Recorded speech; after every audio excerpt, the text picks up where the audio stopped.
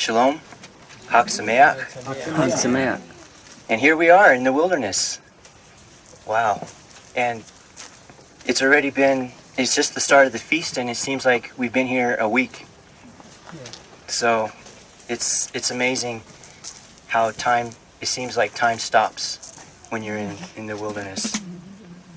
And the message I'm going to be going over today is on murmuring and complaining. Murmuring and complaining.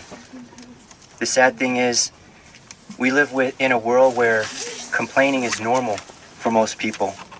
And you can see it everywhere. I don't have to tell you, on the internet, on social media, and it's just really sickening. And that's the way it should be for all of us. But the sad thing is, it's prophesied by the Apostle Paul in 2 Timothy 3 that unfortunately one of the characteristics of the brethren is a complaining spirit. So it's something that we need to really look inside of our hearts and see, am I complaining? And I mean, how many of us complain on a daily basis? But complaining is not just, saying the words. It's also, the rolling of the eyes, the expression of disgust, and, that's just the outward signs. But complaining actually comes from your heart. That's where it all starts. Because out of the abundance of the heart, the mouth speaks, and as a man thinks, so he is. So let's first go to 1 Corinthians 10. And that's a famous passage that we have from the Apostle Paul on this subject. Because going over a message on murmuring and complaining, how could you not go over the wilderness experience? So we have here in 1 Corinthians 10, verse 1, "And I do not want you to be ignorant, brothers, that our fathers were all under the cloud and passed through the sea. And all were baptized to Moses in the cloud and in the sea." So we see that they had accountability. And just as we're baptized and we're in covenant relationship with Yahweh, they had accountability as they were in covenant with Yahweh as well.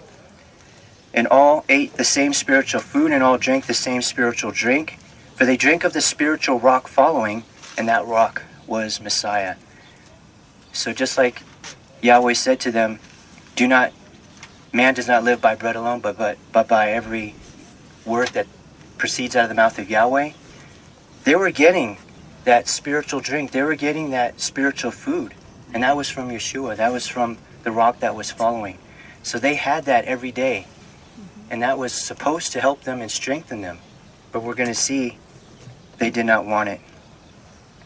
Verse 5, "Yet Elohim was not pleased with most of them, for they were scattered in the deserted place. But these things became examples for us, so that we may not be lusting after evil, even as those indeed lusted."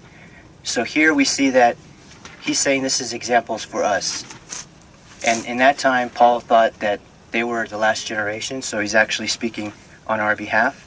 Verse 7, "Neither be idolaters, even as some of them, as it has been written, the people sat down to eat and drink, and rose up to play. Nor should we commit fornication, as some of them fornicated, and 3,000 fell in one day.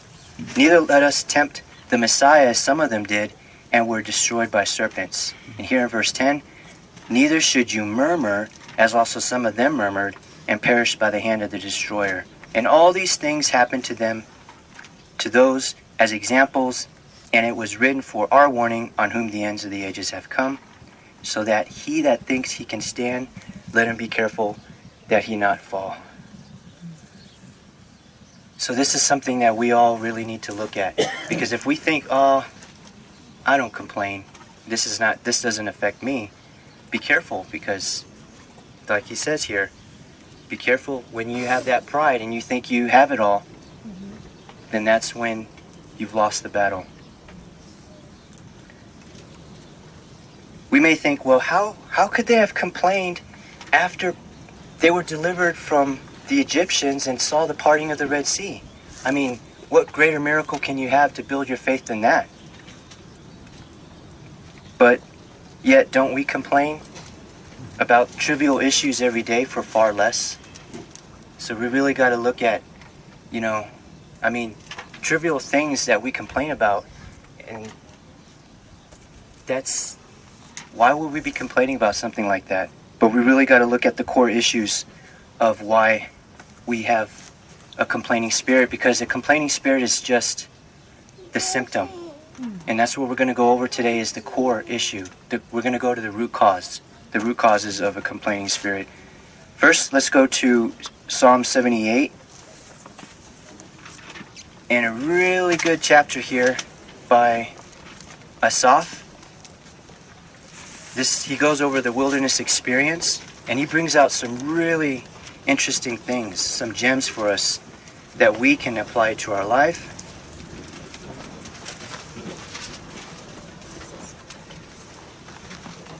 Murmuring, complaining was a serious problem for the Israelites in the wilderness, if not the worst. And Yahweh said to Israel that they tried him 10 times. And in most of those cases, we see that there was complaining involved. So Psalm 78 in verse 1, a lesson of Asaph. O my people, give ear to my Torah. Bow your ears to the words of my mouth. I will open my mouth in a parable. I will pour forth dark sayings of old. Those which we heard and known, and our fathers have told us. We will not hide them from their sons, to declare to the coming generation the praises of Yahweh, yea, his strength and his wonderful works that he has done. For he raised the testimony in Jacob, and he set the Torah in Israel, which he commanded our fathers to make them known to their sons, so that a coming generation may know, sons shall be born, they shall rise up to tell their sons, so that they might set their hope in Elohim and not forget the works of El, but keep his commandments. And they shall not be like their fathers, a stubborn and rebellious generation, a generation that prepared not its heart, yea, whose spirit was not faithful with El. Wow, really interesting. Did you catch that? A generation that prepared not its heart. So that was a key issue that they had. They went from Egypt to the wilderness, but they didn't go preparing their heart. And when these challenges came, we see they didn't have the strength. They didn't have the strength to overcome them. So we're going to go over how important this is. We're going to see how important this is as we go through this, that we really need to prepare. So this is a warning for us. Yahweh gave this, and we see it over and over. Preparation, when preparation meets opportunity, then you have success. So we got to really take heed to these words. And now we're going to go over some examples.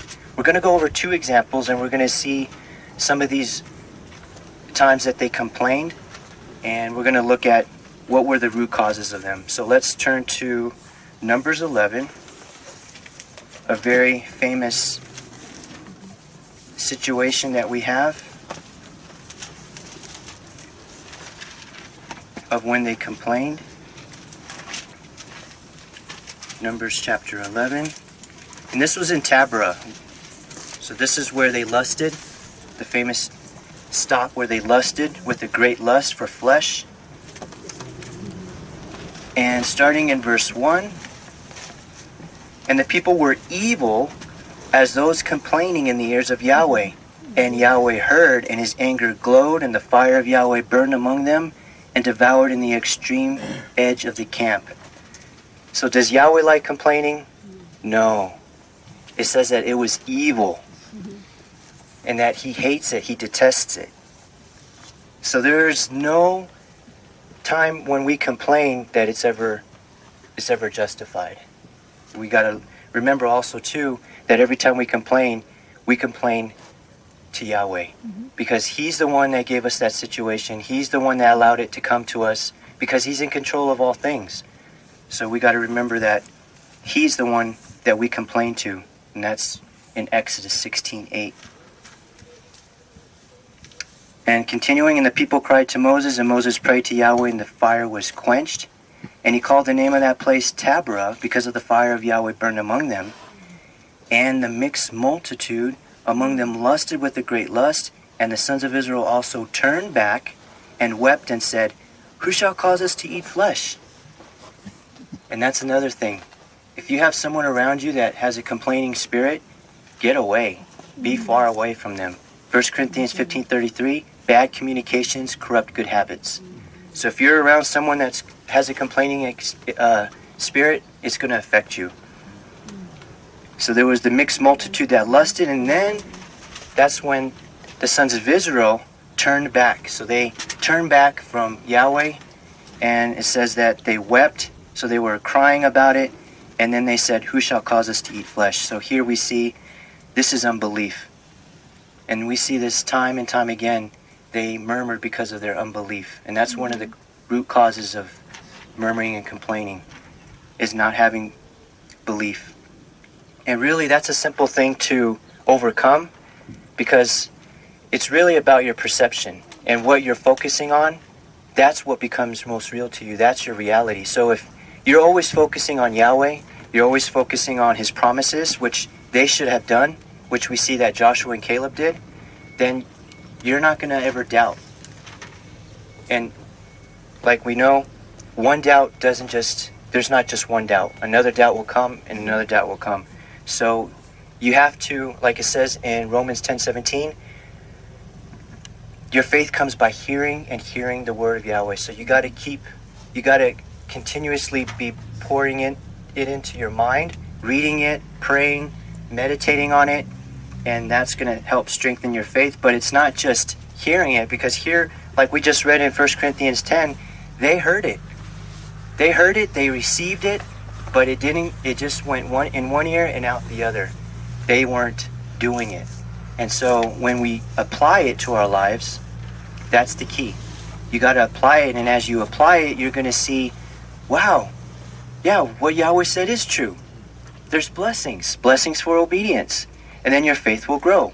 And that's how we go from faith to faith, strength to strength, and you continue to build your faith that way. And that's what they didn't do. They didn't apply it. They didn't listen. They just let it go in one ear and out the other, and we can't do that. We have to really apply what he says in everything, no compromises. And as you make those steps in faith, you're going to see Yahweh's hand in your life, and your faith is going to continue to grow. But we got to allow him to do it. And a lot of times we stop that because we want to go on our strength. We trust more in ourselves, or we trust more in the system of Babylon and in the government, and we don't allow Yahweh to show himself real in our lives. So continuing, it says, we remember the fish that we ate in Egypt for nothing, the cucumbers and the melons and the leeks and the onions and the garlic, and now our soul withers. There is nothing except this manna before our eyes. So wow, what do we see here? Discontent. They were not satisfied with what Yahweh was providing. That manna, every day they had it. It was a miracle, and they could go out and collect it. And they said that it tasted like cakes with honey. Do you like cakes with honey? I know I do. And yet now they're saying their soul withers. Wow, what discontent. And anytime we have discontent, it's because we're not satisfied with what Yahweh is providing. And discontentment, that is a manifestation from pride. So pride here is the root cause. They weren't satisfied. They thought that, they deserve better than what Yahweh provides. Actually, we see that this was the original sin of Satan himself. He wasn't content being third in heaven. And actually, once he saw that Adam and Eve would be, sons and daughters to Yahweh, be their children and be over him, he was really discontent about that. The problem with pride, it causes this false reality that we think that we're at the center of the universe and that everything is there for our happiness. It's supposed to serve us. We all have a deep desire to be happy, but the problem is we base our happiness off of the things of this world. And we think that what the world has, that's what should make us happy. But that's not how Yahweh wanted it.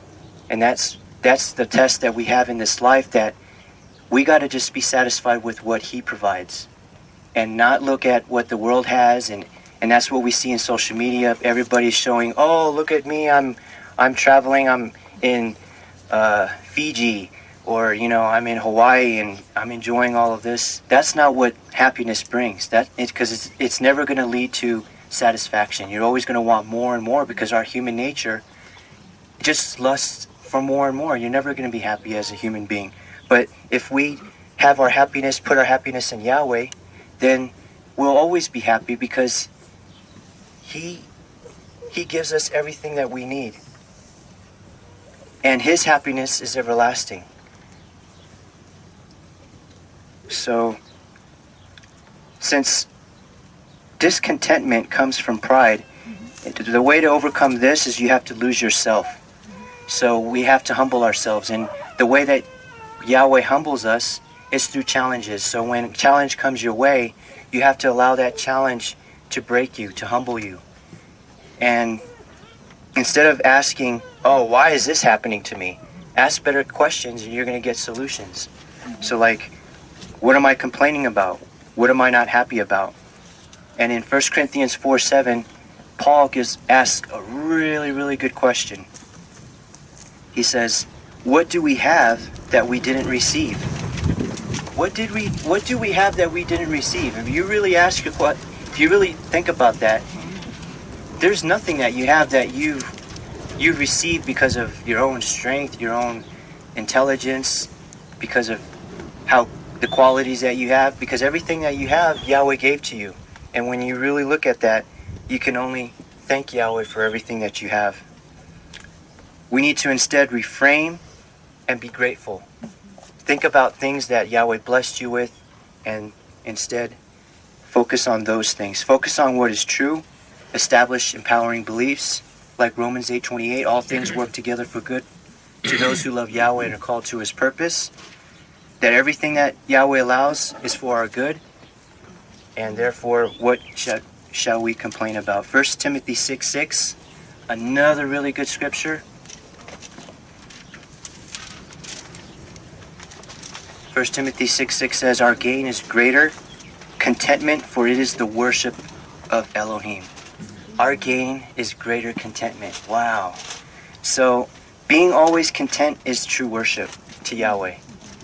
Worship is not just about singing praise songs from your heart.